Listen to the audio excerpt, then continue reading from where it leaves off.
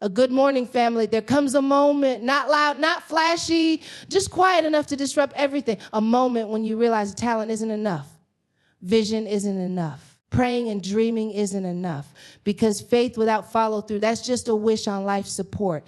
And in that moment, you've got two choices: wait for motivation to magically appear or force yourself to be consistent. Let me tell you something. Consistency does not require perfection. It does not require you to have it all figured out. It just requires that you show up and again, and again, because that thing you've been praying for, it's not hiding behind your emotions. It's hiding behind your discipline. See, your breakthrough is on the other side of boredom, not on the mountaintop, not in the shout, not in the hype. It's in the decision to keep writing when no one is reading, to keep healing when no one is clapping, to keep building when you're tired of starting over. Because the truth is, discipline is a form of self-love. I'm not doing this because I feel like it. I'm doing it because I know I was created for more, because I refuse to abandon the version of me God called me to become. And listen, I know what it feels like to do all the right things and still feel stuck, to pray hard, to work harder, and still wonder if anything is moving. But just because it's not moving around you doesn't mean it's not moving in you. Delayed progress does not mean denied purpose. Sometimes God is silent because he's strengthening, he's developing what your spotlight would have destroyed if it came too soon. We say we want to promise it, but can you survive the process? We love the result, but do you have the rhythm? Because God does not bless comfort. He honors commitment. He's not looking for who shouts the loudest. He's looking for who stays the longest. Let me say this to you clearly. Consistency builds what emotion can't sustain. You won't always feel it. You won't always want it. But your feelings don't get to run the show. Your faith does. You can't pray for platforms you aren't willing to prepare for. You can't beg for the blessing, then break down when it requires routine. You can't ask God for overflow if you won't show up for order. So what do you do when it's hard? It's hard. You force it. You force yourself to rise. You force yourself to show up, not because it's fake, but because it's faith. Faith that says, I don't have to feel it to fulfill it. Faith that says, I'm not led by moods. I'm led by mission. And one day when you've kept going, when you've stayed planted, you'll look back and realizing it wasn't when I was strong that I became who I am. It was when I forced self to be consistent.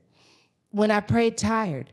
When I worked weary. When I didn't give up, even when I didn't see a result. That's the moment I became unshakable. That's the moment I met the version of me God saw all along. So if you hear nothing else today, hear this. Don't wait to feel it. Don't wait to want it. Force it until it feels like flow. Because what God is building in you requires consistency. And your future is worth the force. We live in a world that worships perfection. We scroll through filtered snapshots of success, highlight reels that make it seem like everyone else has it all together. And if we're not careful, we start believing that unless we can do it perfectly, we shouldn't do it at all. But hear me when I say this: consistency does not require perfection. It requires discipline. You don't have to have the perfect plan. You don't need the perfect background. You don't even need the perfect circumstances. What you need is the courage to keep showing up. Perfection tells you, wait until it looks good. Discipline says, do it messy. Perfection whispers, you're not ready. Discipline declares, start anyway, because perfection is a trap. It's a lie dressed up in ambition. It convinces you that you're making progress by planning, replanning, analyzing, doubting, when really you're just standing still. But discipline puts one foot in front of the other, even when it's shaky, even when it's slow, even when it's silent. Some of the most powerful things God will do in your life will not be birthed through your gift. They'll be birthed through your grit. You don't need more inspiration. You need more intention. You don't need another confirmation. You need consistency. Because while everyone's chasing the feeling, the emotion of purpose, you've got to chase the discipline of it. You've got to train your body, your mind, your habits to obey even when your emotions rebel. You've got to learn how to stay committed even on the days when motivation is nowhere to be found. Discipline doesn't need an audience. It doesn't need applause. It doesn't need immediate results. It just needs you awake, willing, obedient. Because discipline is what separates the ones who start from the ones who finish. It's not about doing it right every time. It's about doing it again every time and again and again. That's the rhythm that builds destiny. That's the motion that builds momentum. That's how you build a life that can carry the weight of the calling on your name. You don't have to be flawless. You just have to be faithful. We love the idea of breakthrough. The sound of it, the drama of it, the glory, we shout over it. We so into it, we prophecy about it. But what no one tells you, what they don't put on the flyers, is that breakthrough rarely comes in a blaze of fireworks. Most of the time, breakthrough is buried in the mundane. Your breakthrough is on the other side of boredom, not on the other side of hype, not on the other side of passion, on the other side of that dry place. That I don't feel it anymore place. That why am I still doing this place. That God, are you even watching place? It's the place where you've prayed and fasted and nothing seems to shift. The place where you've been obedient and the doors still won't open. The place where the dream feels dusty and the days all look the same. It's where the feelings fade and faith has to lead. We think boredom is a sign to quit. But sometimes boredom is the doorway to breakthrough because it's in the boredom that your motives get tested. It's in the repetition that your roots grow deep. It's in the silence that your character is refined. Boredom is not a punishment. It's a process. God is not just watching your highlight reel. He's watching your in-between. He's watching how you carry the ordinary. Can you be trusted with the extraordinary if you curse the routine? Can you be consistent when nothing is clapping for you? That job you're tired of, that business you keep working with no reward, that keep prayer you praying with no evidence it, that commit you've made that doesn't feel exciting anymore. That's where the breakthrough is hiding, because breakthrough doesn't come when you feel like it. It comes when you've done it long enough that it breaks something open in the spirit. It's not magic, it's movement. Little steps, boring steps, faithful steps, they stack in the unseen until suddenly the shift becomes visible. And let's be honest, we crave the mountaintop, but God does his best work in the monotony. The part where we show up even when the fire is gone. The part where we keep going when everything in us wants to stop. The part where we trust him not for the moment of breakthrough, but for the miracle of becoming someone who didn't give up on the way to it. Discipline often gets a bad rap. We think of it as restriction, as punishment, as something harsh and unforgiving. But what if I told you that discipline is one of the greatest acts of self-love you can offer yourself? When you decide to discipline your time, your habits, your thoughts, and your actions, you are telling yourself, I am worth the effort. I am worth the investment. You are saying, I refuse to settle for less than the destiny God has placed inside me. Self-love is more than just saying affirmations or taking care of yourself when it feels good.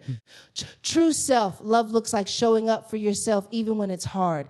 It means making the choices that honor your future, even if they hurt your comfort in the present. Discipline is love because it's an act of protection. When you choose discipline, you're protecting your dreams from distraction. You're protecting your mind from defeat. You're protecting your heart from settling for the easy way out. It takes love to say no to temptation. It takes love to resist the urge to quit. It takes love to keep going when the voice inside is begging you to stop. When you discipline your daily habits, you are building a foundation that love can stand on, a foundation strong enough to hold your dreams, your faith, your hope. Discipline is the framework that turns good intent into lasting change. It's easy to confuse self-love with self-indulgence, but they are not the same. Self-indulgence is giving into every desire with thought for tomorrow. Self-love is choosing what's best for you, even if it means sacrifice today.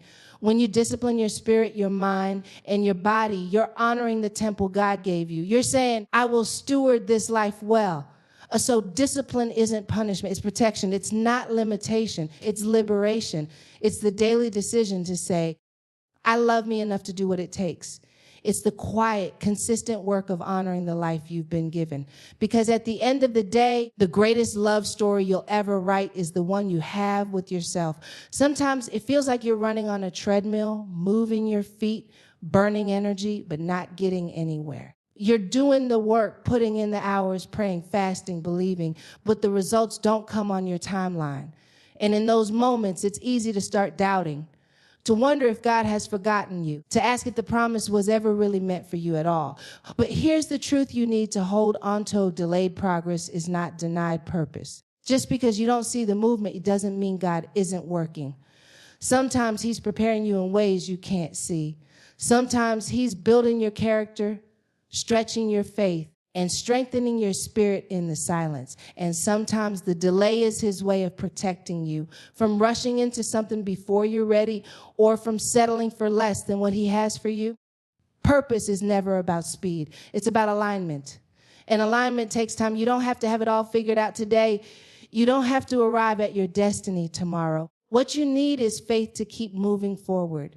Even when the finish line feels invisible, I know it's hard to stay hopeful when everyone else seems to be getting their breakthrough. When the noise of other people's success drowns out your own quiet persistence, but your journey is yours alone, the timeline God has set for you is unique and perfect for what he wants to do in your life. Remember, some of the greatest stories in history were marked by waiting, by seasons of silence and seasons of testing.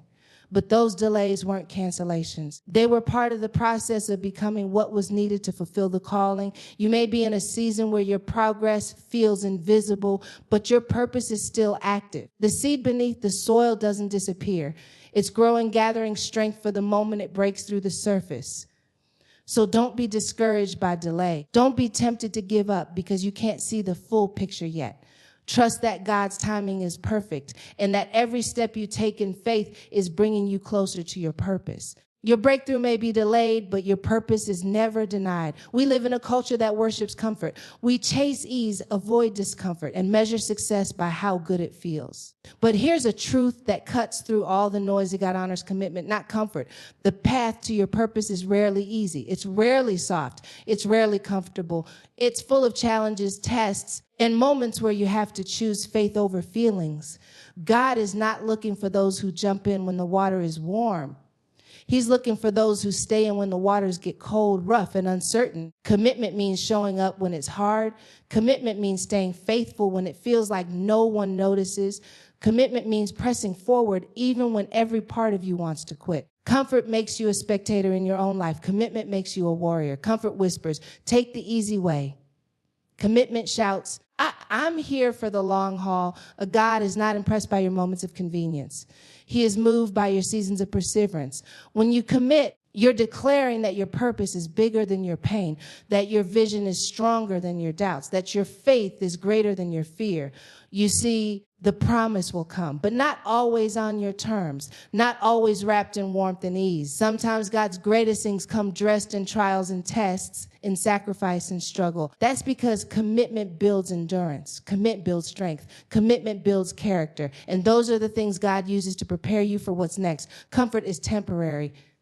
Commitment is eternal. God honors the person who says, I will keep going when giving up feels easier. He honors the person who prays in the midnight hour, who works in silence, who keeps sowing when there's no immediate harvest. So when the road feels rough and the weight feels heavy, remember God sees your commitment. God values your persistence. God rewards the faithful who choose him over ease, consistency over comfort. Because commitment is not just about sticking it out. It's about showing God and yourself that you believe what he promised is worth every sacrifice, every trial, every uncomfortable step forward. We live in a world that values feelings over facts, moods over movement. We wait to feel inspired before we act. We wait to feel motivated before we try. But here's the truth. Consistency builds what emotion cannot sustain. Emotions are powerful. They can lift us, ignite us, and fuel us. But they are also fickle. They change with the weather, the circumstances, and the moment. You can feel confident one day and defeated the next. You can be full of hope in the morning and weighed down by doubt in the evening. If you rely solely on how you feel, you'll never make it past the ups and downs. You'll start strong but quit when the feelings fade. You'll chase motivation but lose it when life gets hard. That's why consistency matters. Consistency is the quiet, steady force that doesn't depend on how you feel. It's the commitment to show up even when your heart isn't in it. It's the discipline to do the work, even when the excitement is gone. Consistency builds habits. Habits build momentum. Momentum builds progress. And progress builds faith, the kind of faith that moves mountains, not because it feels strong, but because it is steadfast. When emotion fails, consistency carries you through. When you don't feel like praying, consistency reminds you to pray anyway. When you don't feel like working, consistency tells you to work anyway. When you don't feel like believing, consistency holds on to hope anyway. God isn't calling you to a feeling. He's calling you to faithfulness. And faithfulness looks like persistence. It looks like resilience. It looks like the willingness to keep going long after the feelings have left the building. Emotion can inspire you to start. Consistency will make sure you finish. So the question is, are you willing to show up for yourself even on the days you don't feel like it? Are you willing to build what lasts, not just what lights you up for a moment? Because what God wants to build in your life requires more than passion. It requires perseverance. It requires the courage to keep planting seeds, watering them, and trusting the harvest, even when the season feels long.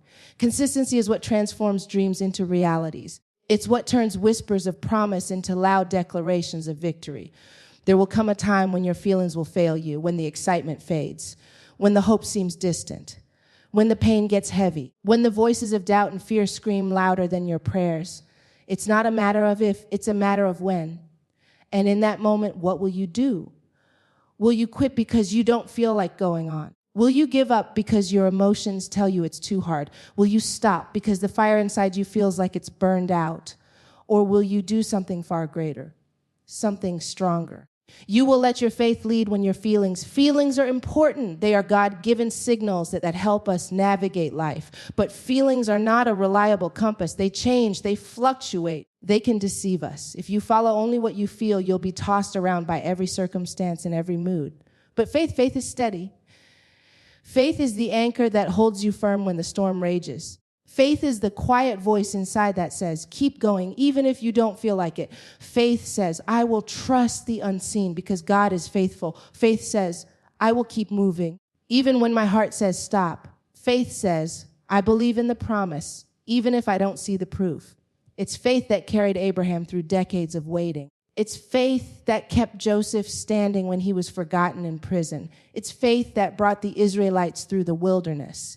And it's faith that will carry you through whatever season you're in. Faith leads when feelings fail because faith is rooted in the character of God, not in the chaos of your circumstances. So when your feelings betray you, when your motivation dries up, when your confidence is shaken, remember, you have a greater source to lean on, your faith. And faith does not quit. Faith does not waver. Faith does not let go. Faith says, I am not dependent on what I feel, but on who God is. Let your faith be the foundation that holds you steady, the light that guides you through the dark, and the power that pushes you forward when every other force tries to pull you back. Sometimes you won't feel like it. Sometimes you'll wake up tired, discouraged, or overwhelmed. Sometimes the weight of what you're trying to build will feel heavier than your will to keep going. And that's when you have a choice. You can wait for motivation to come knocking, or you can force it until it feels like flow. Flow doesn't always come naturally. Sometimes flow is born out of stubbornness, out of grit, out of a refusal to quit. Sometimes flow is the reward for those who don't wait for the right moment, but create the right moment by pushing through anyway. Force it means you show up even when your heart is dragging. It means you start your work even if you don't feel inspired. It means you say yes to your dreams even when the energy is low. It means putting one foot in front of the other again and again until the momentum builds and the resistance fades. You see, flow is not magic. It's motion. It's movement. It's the cumulative effect of persistence. When you force it, you're telling yourself that your calling is bigger than your comfort. You're choosing your future over your feelings. You're deciding that what God put inside you is worth every ounce of effort, every moment of discomfort. Sometimes you don't have to feel ready. You just have to be ready to act. And the beautiful thing is, once you start forcing it, something shifts. That heaviness begins to lift. The fog starts to clear. The rhythm finds you. You might start the day dragging, but by noon, you're in motion. By the afternoon, you're in flow. By tomorrow, you're unstoppable. It's in those moments that you realize the power was never in waiting for the feeling. It was in creating the momentum. So don't wait for motivation. Don't wait for the perfect conditions. Don't wait for everything to feel right, because if you wait, you might miss the moment when breakthrough was waiting on the other side of your effort. Force it until it feels like flow, because flow will carry you further than motivation ever could. It will carry you through seasons of struggle, doubt, and weariness, all the way to the fulfillment of your purpose. So here's the heart of what I want you to remember today. Consistency is not about waiting for the perfect moment, feeling unstoppable every day, or doing everything flawlessly. It's about showing up faithfully, intentionally, and relentlessly, even when it's hard, messy, or boring. When you force yourself to be consistent, you're stepping into a discipline that builds strength beyond emotion, faith beyond feeling, and progress beyond delay. You're declaring that your dreams, your purpose, and your calling are worth every sacrifice and every uncomfortable step. God honors the commitment that chooses perseverance over comfort, discipline over doubt, and action over waiting. So even when your feelings fail, when boredom threatens to steal your fire, or when progress seems slow, remember your breakthrough is on the other side of consistency. Keep going, keep believing, keep doing the work, because the life you've been called to live is waiting for the faithful, the disciplined, the committed, the ones who refuse to quit. Force yourself to be consistent. Your future self will thank you for it.